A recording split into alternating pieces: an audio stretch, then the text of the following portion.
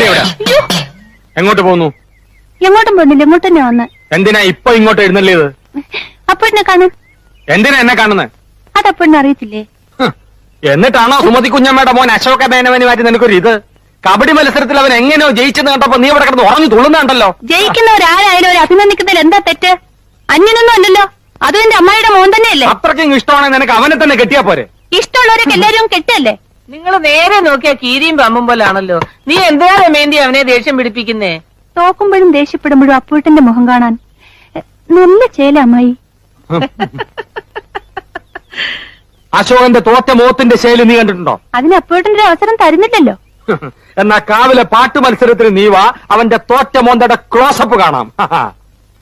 ചുമ്മാ തങ്ങിയെന്ന് തോറ്റാ പോരെ, അതിന് ഈ വീരവാദം വേണോ? ഏ?